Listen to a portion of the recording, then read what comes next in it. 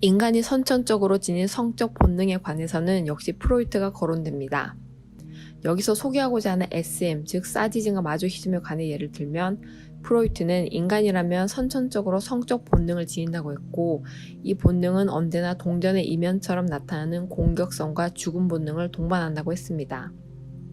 외부 대상을 향하여 공격적인 성향으로 나타날 때 우리는 사디즘이라고 하고, 반대로 스스로 죽음 본능으로 향할 때 우리는 마조히즘이라는 개념을 쓰곤 합니다. 그러나 이 사디즘 및 마조히즘이라는 개념은 정반대되는 성적 도착 혹은 변태성을 가리키는 개념이 아닙니다. 1965년에 출간된 사두 후작의 생애로 명성을 떨친 시부사와 타츠히코도 이 사디즘을 정의하면서 인간은 누구나 어느 정도의 공격성을 가지며 사디즘과 마조히즘은 한 인간 안에 언제나 동시에 수반된다고 말합니다. 이 영상에서도 인간이라면 누구나 피할 수 없는 죽음이라는 문제, 그리고 강렬한 원체형과 관련하여 보편적인 인간성을 표현하는 개념으로서 사디즘, 마조히즘에 관하여 이야기하고자 합니다. 특히 여러분께 소개하고 싶은 내용은 이 개념을 넓힌 SM 문화가 일본의 패전과 밀접한 관련이 있다는 사실입니다. 이야기는 두 인물로 향합니다. 먼저 1947년에 SM의 고전이라 불리는 기탄 클럽을 창간한 스마 토시유키, 그리고 그의 동료인 스즈무라 타카시입니다. 먼저 쇼와 SM 문화의 어머니라고 불리는 스마 토시유키, 그는 1920년에 교토에서 태어납니다.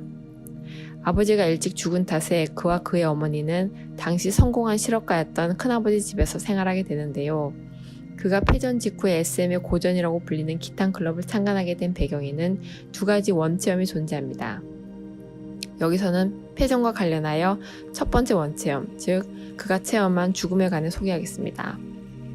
때는 1944년 3월, 스마는 대만과 필리핀 사이의 바다를 가리키는 바시 해협이라는 곳에서 배의 파편 조각에 몸을 의지한 채 3일 동안 바다에 동동 떠 있었습니다.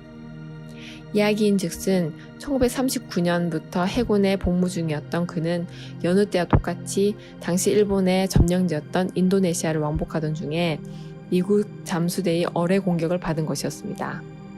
바시 해협은 상어들의 거식처로 유명한 곳입니다.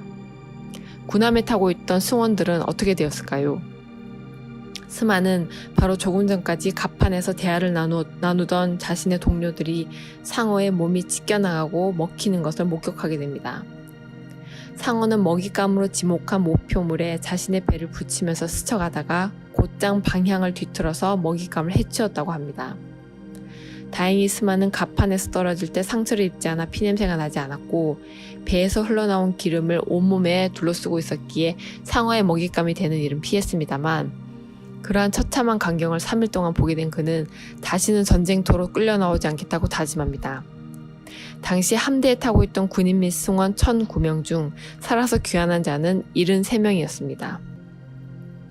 또 하나의 체험에 관해서는 생략하고 태평양 전쟁과 관련하여 그의 동료 쯔즈무라에 관해 소개해보죠.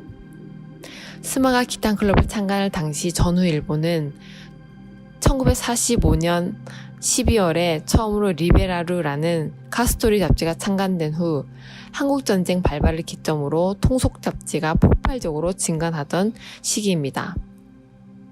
패전으로 완전히 다 뭉개지고 망가져버린 상태에서 인간들은 완전히 밑바닥까지 가는 경험들 속에 있었습니다. 다 말할 수는 없지만 한켠에서는 살기를 띤 투쟁들이 일어나고 또 한켠에서는 이러한 통속 잡지가 폭발한 것이죠. 쯔즈무라 또한 이러한 배경에서 등장합니다. 스마가 간행한 기탄 클럽에는 쯔즈무라 타카시의 카메라 헌트라는 인기 코너가 있었습니다. 이름에서 알 수 있듯이 긴박을 카메라에 담는 것이 취미였던 쯔즈무라가 스마에게 발탁된 건데요.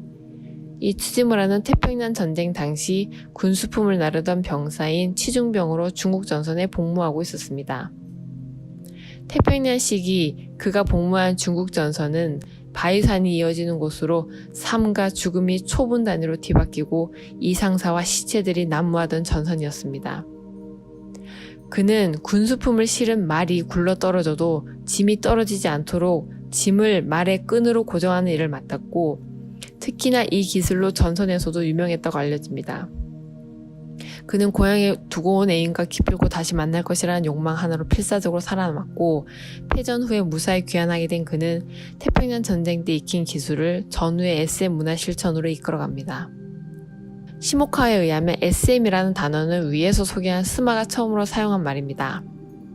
기탄 클럽이 당시 합리적 이성적 성생활을 제창하던 성과학자들의 공격을 받으면서 1956년에 스마는 기탄 클럽을 떠났고, 그 후 60년대에 들어서 창간한 잡지가 바로 SM 마가진입니다.